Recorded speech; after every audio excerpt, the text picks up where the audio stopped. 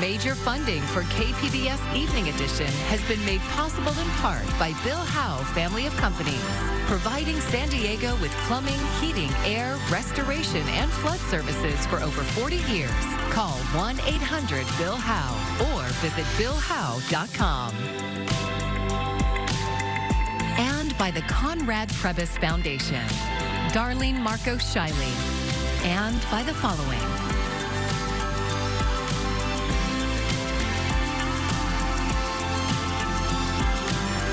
And by viewers like you. Thank you.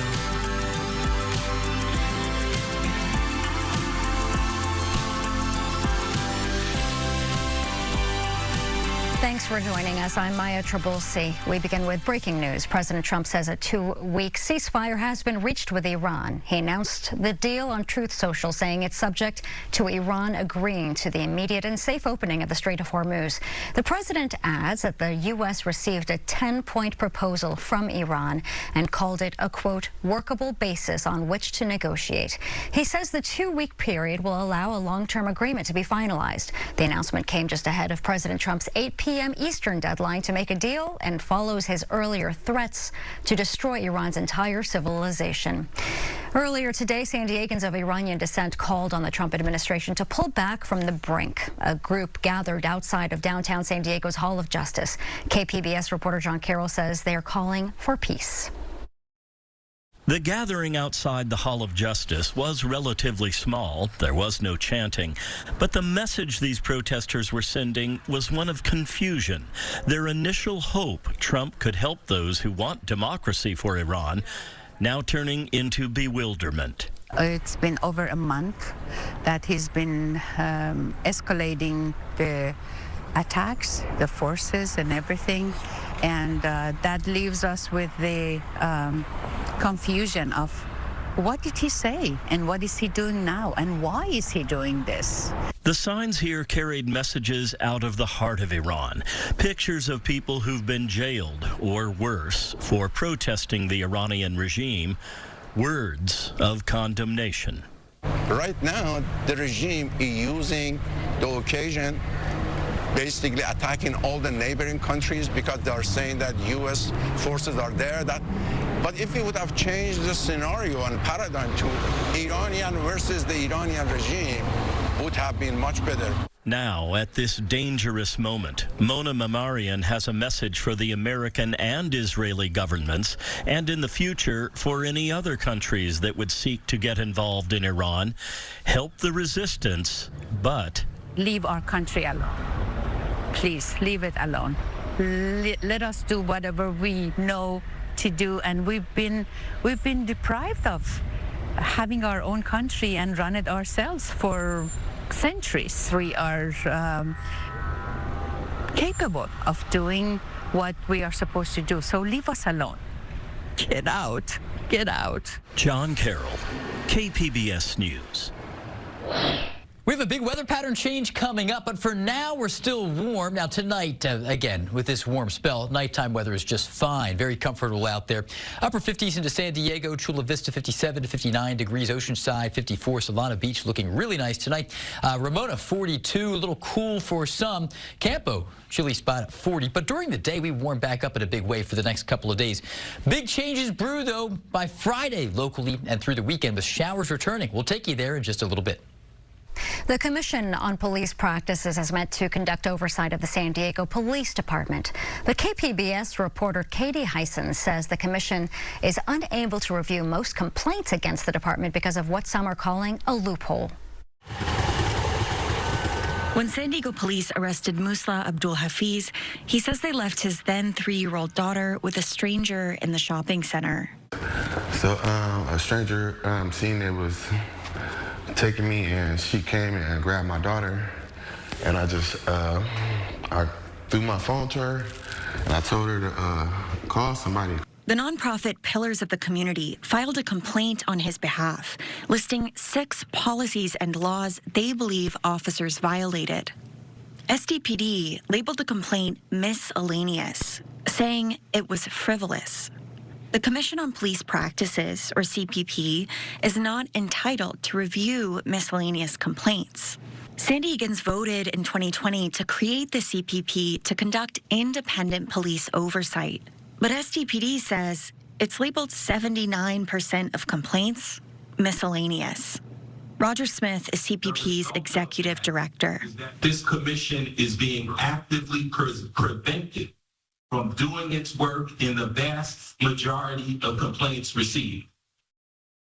Now, this alone is a problem. The implications beyond this are an even bigger problem. Michelle Woodson is the legal director for Pillars. She calls the miscellaneous category a loophole to oversight. Is there any process that will hold them accountable? Or will they just continue to find the loopholes to not face the criticism straight on? In August, Chief Scott Wall agreed to provide memos to the CPP for each miscellaneous complaint. But Smith says they haven't received any. An SDPD spokesperson says because of limited time and resources, they prioritize the most serious complaints for investigation. They're conferring with their union before they can expand which cases they send to CPP for review. Katie Heisen, KPBS News. Cesar Chavez's name will be removed from another building in San Diego. KPBS education reporter Katie Anastas says the San Diego Community College District Board voted last night to rename its Barrio Logan campus.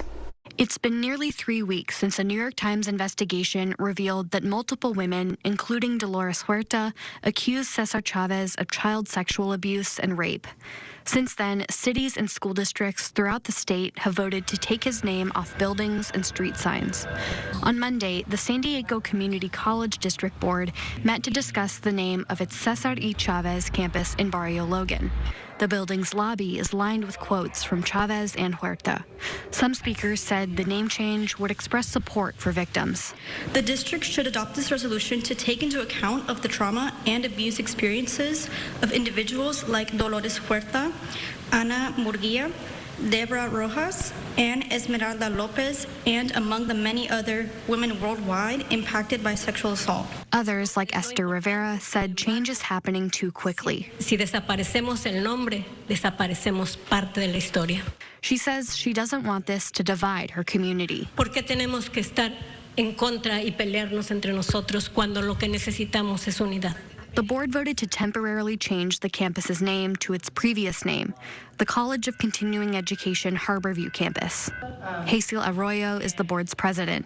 She says she's been reflecting on the broader community's decision to remove Chavez's name so quickly. I don't think that I have a clear answer of what's happening in our culture. We think of obedience, respeto,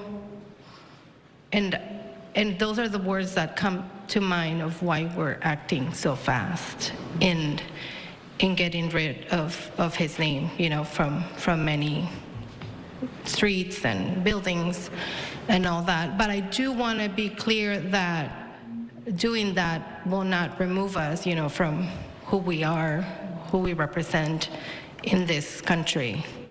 She says this is an opportunity for younger generations to learn about the movement and the struggles farm workers still face. The district plans to get community input and pick a new permanent name for the campus by the end of fall 2026. Katie Anastas, KPBS News. I'm Jeff Bennett. Tonight on the NewsHour, the latest on the war with Iran after President Trump threatened to destroy its civilization.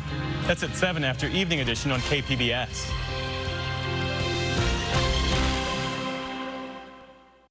San Diego voters will decide a big question in June. Should property owners who keep homes empty be required to pay additional tax? Reporter Cody Delaney with KPBS Public Matters partner iNewsSource dives into the debate over how to address San Diego's housing shortage.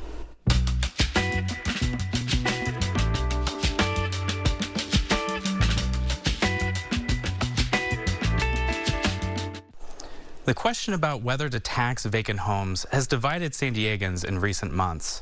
And it comes at a time when limited housing supply has kept rents high for years, in a region where more people fall into homelessness for the first time than leave the streets for housing. But opponents of the measure are sounding the alarms, warning that San Diego's proposal is nearly identical to a San Francisco tax that was recently struck down and ruled unconstitutional. Officials there have stopped collecting the tax while they appeal the decision. The case boils down to two key principles. First, the government can't force a property owner to give up their property without compensation. And second, it can't force them to remain in the business of rental housing. San Diego officials maintain that their proposal is different. They say they leaned on a team of outside expert attorneys to ensure it could be defended in the event of a lawsuit. But when pressed on exactly what sets San Diego's proposal apart, officials are short on details. Supporters, on the other hand, argue this is all a distraction. They say even if there were absolute certainty that the tax was legal, opponents still wouldn't support it. Other cities, including Oakland and Berkeley, have successfully passed similar vacancy taxes. But folks are watching the case in San Francisco closely. For KPBS, I'm iNewsSource reporter Cody Dulaney. iNewsSource is an independently funded nonprofit partner of KPBS with the Public Matters Initiative. You can learn more at kpbs.org/publicmatters. If you live in Normal Heights, you may have noticed new signs and parking meters popping up. That's because paid parking is on its way to the neighborhood and a few others in the city. And those include City Heights, Kensington, and Talmadge, all notorious for tough parking. The city says the purpose of these new meters is to open up spots. But business owners tell our media partner KGTV they aren't fully convinced they will help with parking turnover. It's just another hassle that small business owners are having to deal with. Another charge, it's an added tax, it's an added, it's a hassle for us. There's just kind of things that seem a little counterintuitive for the message and the spirit of what we're trying to accomplish and what we're actually seeing. A city spokesperson says that they don't need to have any new numbers yet to tell. They don't have any new numbers yet to tell how much revenue these parking meters have brought in so far. The money made from the meters will support infrastructure in the communities. San Diego gas and electric customers can expect to pay a bit less on their April bills. Customers will receive a $32.58 natural gas credit this month, thanks to the California Climate Credit. It's part of an effort to reduce costs during high-billed months. The credit will be automatically applied to bills for residential customers. Later this year, a $49 credit will be delivered twice. As U.S. home prices keep rising, housing supply remains a key conversation across the country. For some states, it means looking at ways to incentivize new home construction, even as some housing markets are running out of land. Ivan Rodriguez has more. Not in My Backyard, or NIMBY, stands for residents who oppose new and often necessary housing developments. Many times it's a primary barrier to new home construction. At the same time, there are local and federal plans aimed at improving housing affordability. The issue of housing affordability and supply can vary drastically between housing markets across the country. Particularly in the Sun Belt, there actually are plenty of homes for sale right now, and that's largely because there was a building boom in Sun Belt areas over the past few years. There was a lot of in-migration, a lot of job growth that spurred builders to build. While housing supply in some states is positive, Jeff Ostrowski with Bankrate compares it to other areas where the picture is more complex. In places like the Rust Belt in the Northeast, there's a shortage of homes for sale. There was not a lot of new construction in those areas over the past few years, and as a result, prices are still going up, and there's still a shortage of homes in those parts of the country. Last month, the Senate passed a major housing reform bill. The measure seeks to encourage local governments to expand housing development, remove regulatory barriers that critics say slow construction, and expand manufactured housing, which can often be built faster and at lower cost than traditional homes. It remains to be seen if it can pass the House as is and comes after the House passed a similar, slimmer package. Some states are also crafting measures of their own. The Florida legislature approved something called Live Local, and that gives apartment developers a lot of loopholes, a lot of leeway to build apartments, so long as some of those units are earmarked for affordable housing, for people who make a bit less than the median income. In January, President Trump signed an executive order banning large institutional investors from buying single-family homes. Unlike the House's bill, the Senate's version contains provisions that follow through on Trump's order. In Atlanta, I'm Ivan Rodriguez. College graduates are facing a tough jobs market. Recent data shows unemployment for recent college grads is higher than the national average. Jen Sullivan has tips on how students can stand out to employers. Graduating college is a major milestone as students start a new life chapter, but it can also be a challenging time if you're looking for a job. Every year when we see individuals coming out of school, there's a high level of stress. Dawn Fay with business consulting firm Robert Half says it can be a tough transition for graduates entering the job market. The most recent data shows unemployment rates for recent college graduates ages 22 to 27 with a bachelor's degree is 5.6%. That's higher than the national average. And if you have student loans, there can be even more pressure to land a job so you can start paying down that debt. It's really important for individuals that are in school to be really focused on their network. Fay recommends joining the networking site Handshake. It's specifically for college students and recent graduates. Reach out to alumni that work in the field you're interested in. She also suggests working with your school's career service center to help you navigate the jobs market. They can also help you build a resume. There's probably a lot of things that you have done that people can put on their resume and articulate to a potential employer. Did you play a college sport, belong to a fraternity or sorority, hold a student leadership position? Fay says all of those skills can translate to real-life experience to potential employers. People want to know that you can collaborate, you can communicate, you have been able to deliver a project on time. Here's some good news. Fay says many companies hire temporary or contract workers during the summer months. She recommends applying to those openings as well as full-time positions. For Consumer Watch, I'm Jen Sullivan. The Artemis II astronauts are now on course to head back to Earth after their historic record-breaking lunar flyby. They're set to splash down off the coast of San Diego on Friday. Reed Binion reports on the journey so far. Your mission paves the way for America's return to the lunar surface very soon. President Donald Trump speaking with the Artemis II crew on Monday. The president congratulating them and the entire team at NASA for an incredible historic mission. You deserve that. You really are something. Everybody's talking about this. This is big. This is really big stuff. The president also making clear this is just the beginning. We'll plant our flag once again, and we'll establish a permanent presence on the moon, and we'll push on to Mars. Day 6 of the Artemis II mission was record-breaking. The 4 astronauts traveled farther from Earth than anyone ever has. Their maximum distance of roughly 252,000 miles broke the 1970 record set by Apollo 13.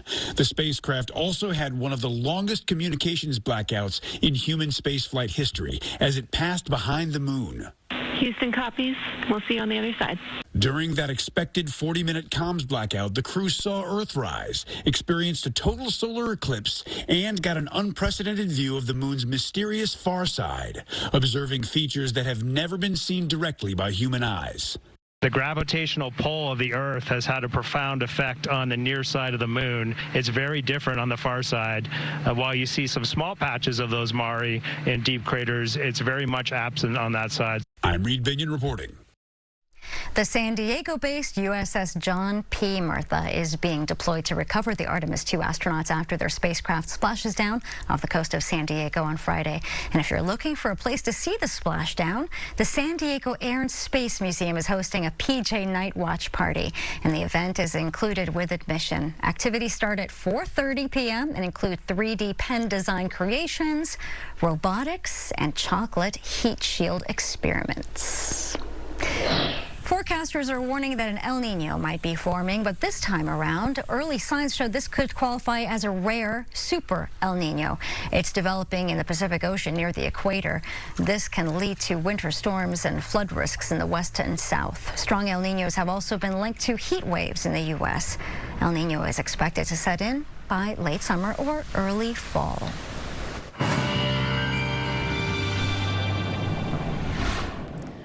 Well, we do have some big changes coming. We're still warm out there through Wednesday. One more very warm day. No records, but warm enough. Will be a little cooler Thursday. Then a couple of rounds of showers will be rolling in this weekend, even as early as Friday night, and then Saturday into Sunday. off and on showers. I think it's a good thing overall. It's going to mitigate fire danger and so forth. And again, it's always good to get a little bit of rain, especially if it doesn't lead to flooding. And that'll be the case this time. No flooding. 59 degrees for your low tonight. Partly cloudy in the city. And you can see overall will be around 46 into Mount Laguna, 58 into Borrego Springs. A little cool into Ramona and into Campo. The heat peaks on Wednesday, so a very warm day for us. The ridge still present. You can see showers way to our north. They're not going to get us. We'll be around 73 at San Diego, but still 82, 83, Ramona to El Cajon, 94 to Borrego Springs, Campo 77 degrees. The warmth backs off on Thursday. The winds begin to shift onshore. You can see showers increase to our north. That'll eventually evolve into some snow for the highest elevations of the Sierra, but for us, we get wet on Friday, at least up in Orange County and some parts of San Diego County. We will likely get rain in the city by Friday evening and Friday night. These maps often drawn up to kind of share the flavor of the day. The flavor of the day still dry, but clouds increase. By Friday night, we begin to get some rain into the neighborhood. So overall, big picture for much of California from late Thursday through Sunday. There will be opportunities for rain. Locally, we're going to hedge this on the late side of this. So locally, Friday night, Saturday and Sunday, our best opportunity for some of these showers to roll through. You can see the snow there in this Sierra. This is good news. A little more context and timing. Clouds increase here as the winds go onshore. Then on Friday evening, here we are Friday night, 11 p.m. There are some showers in the area. They pivot through, a little break. Another wave of showers rolls in on Sunday around midday. Locally, we're going to get wet off and on Friday night. Maybe a few showers Saturday, and then again on Sunday. So let's look at the forecast here. Coastal areas, the clouds begin to increase here. Temperatures won't change a whole lot initially for the coastal areas. We'll get down into the low 70s and then 60s this weekend. Showers Friday night, Saturday, rain, a thunderstorm. Could be a few showers out there on Sunday as well. Mostly cloudy skies there. Into the inland areas, best chance for rain will be Friday night and especially Saturday.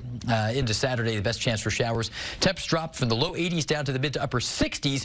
Could see a shower on Sunday as well. Into the mountains we go from the low 60s all the way down to 39. It's going to be a big drop there on Saturday. Showers linger on Sunday. Temps still in the 40s. And again, in the deserts, here you will also see the opportunity for showers, especially Saturday. We're going to go from 94 down to 72. And Sunday, still a lot of clouds, maybe a stray shower out there to close out the weekend. I'm AccuWeather meteorologist Jeff Cornish for KPBS News. There was a time in San Diego's past when a trip to see the Padres meant that for a couple of quarters, you could get popcorn or a cup of ice cream. And along with them, as Ken Kramer shows us, you got a bit of history about San Diego. Here's a story about Willard B. Hage, and this is a good picture of him. Came to San Diego in the early 1890s. He's my great-great-uncle. Back in the day, his great-great-uncle had a very famous name because Hage's Dairy Products operated for decades. Even now, a lot of people remember it. Yes. Yes, absolutely. Typically older generations. Here's a picture from 1895. Matter of fact, look here, they had what is believed to be the first motorized truck in San Diego.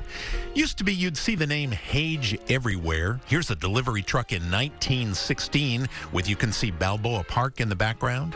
Anyway, eventually they set up a processing plant. Here it is at the corner of 9th and K. Inside they had offices where the friendly staff was waiting and happy to help you. They had big machines that made ice cream and added different things, nuts and chocolate and so on. And the refrigeration room where the ice cream was kept until it was shipped. The milk processing plant, the trucks and all of this was at the corner of 9th and K. Remember that address, 9th and K, because we're coming back here. Meantime, William Hage, the great-great-grandnephew, has got an incredible collection of things from the days of Hage's Dairy Products. This bottle here probably is circa late teens, early 1920s. He's got signs that advertised Hage's and a Dixie cup. Not only does it have the wax cup intact, but it also had the lid completely intact. You opened it up and there was a picture of a movie star. It was great, but here's the thing. Where Hage's really did a lot of their promotion was at Padre games. You went to see the Padres, you saw that name Hage. You would purchase popcorn, and in the popcorn boxes you would receive a baseball card. With a picture on one side and on the other, there you go, an ad for Hage's. The Hage's logo appears on the back of those cards, are now known as the Hages Dairy baseball card collection. Kids at the game might be wearing pins identifying them as members of Hages Ice Cream Brigade Club. Each one had their own number. The story is that Hages just loved baseball and the Padres, and we can guess the feeling was mutual. Which brings us back here to the very center of Hages production, the place that was where all their products were made and distributed, 9th and K, remember? Today, 9th would be right about here, and K would be right about there, and the Hages plant would be right about there at Petco Park. You gotta love it. The processing plant resides exactly where center field of Petco Park is today. Things having come full circle for Willard B. Hage and this story about San Diego. And you can see more of Ken Kramer's stories about San Diego. His half-hour show is right here on KPBS every Thursday evening at 8 o'clock. Here is a look at what we are working on for tomorrow in the KPBS newsroom. A dispute over a Kansas hamburger stand's mural could go all the way to the U.S. Supreme Court. NPR's Morning Edition explains how the outcome could affect hundreds of municipalities across the country. And KPBS Midday Edition is getting ready for California's upcoming June primary election. What you need to know about the crowded field in the race for the governor. And you can find tonight's stories right there on our website, kpbs.org. Thanks for joining us. I'm Maya Trabulsi. Enjoy your evening. Major funding for KPBS Evening Edition has been made possible in part by Bill Howe Family of Companies, providing San Diego with plumbing, heating, air, restoration, and flood services for over 40 years. Call 1-800-BILL-HOWE or visit BillHowe.com. And by the Conrad Previs Foundation, Darlene Marco Shiley, and by the following.